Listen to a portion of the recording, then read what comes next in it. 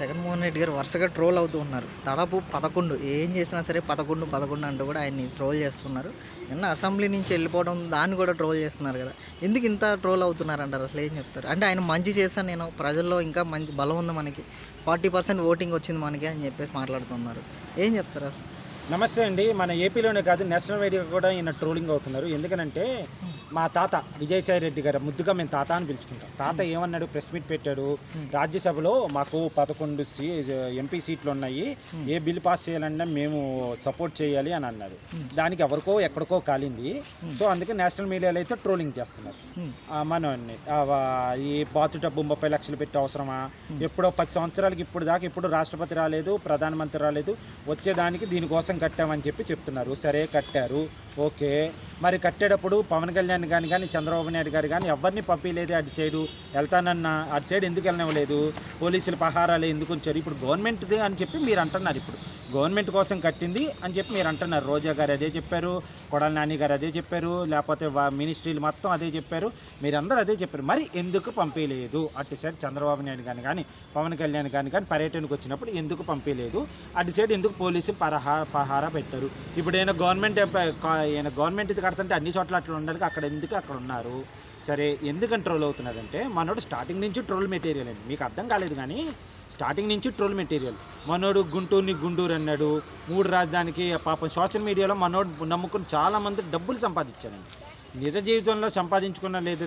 జగన్మోహన్ రెడ్డి ఏం పథకం పెడతాడా, లేకపోతే ఏం చేస్తాడా, ఆయన ఏం మాట్లాడతారనే దాని మీద మంచి ట్రోలింగులు జరిగింది. ఫర్ ఎగ్జాంపుల్ 3 రాజధానులు అన్నాడు.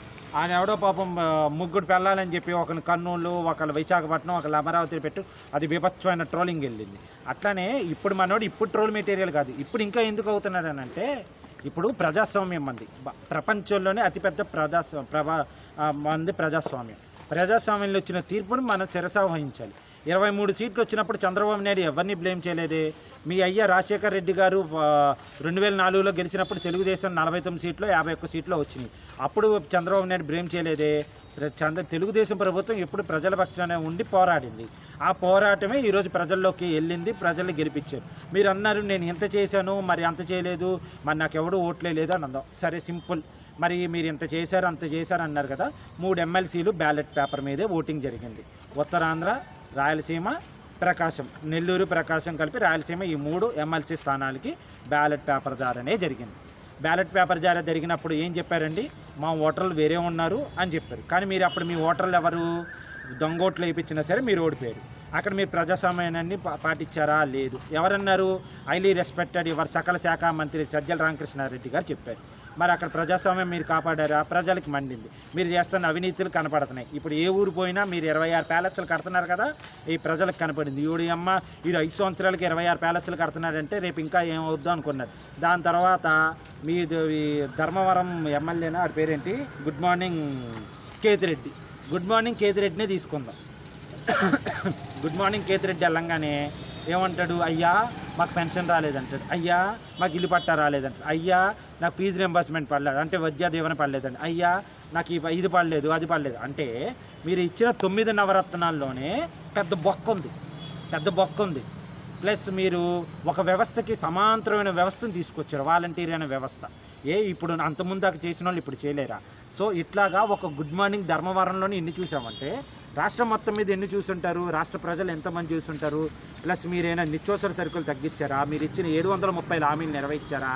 జిల్లాకి ఊరూరా అదేదో అప్పుల అప్పారావు సినిమాలోనే, ఏదో రాజేంద్ర ప్రసాద్ సినిమాలో పెళ్లికి శుభలేఖ ఇచ్చినట్టు అందరికి ఇచ్చుకుంటే ఇల్లు, వచ్చినోడు చదివింపులు ఇస్తాడన్నట్టు నువ్వు ఊరూరా పథకాలు పంచుకుంటే ఇల్లు. ఒక్క పథకమైనా చేసావా? 99.99% పథకాలు అమలు చేశానని చెప్పావు. మద్యపాన నిషేధం అన్నావు, చేయలేదు. ఇట్లాగా చేసుకుంటూ పోతే నువ్వు చేసిన పాపాలే నీకు ఎదురయ్యి ఈరోజు నీకు 11 సీట్లు వచ్చింది. 11తో నీకు ట్రోలింగ్ ఎందుకని చేయాలి, నిన్ను ఎందుకని చేస్తున్నారంటే నువ్వు ట్రోల్ మెటీరియల్. బేసిక్గా you are not a CM, you are a troll material. ఆ ట్రోలింగ్ మూలంగానే నువ్వు ఇంకా బీభత్సంగా నేను ట్రోల్ చేస్తున్నాను.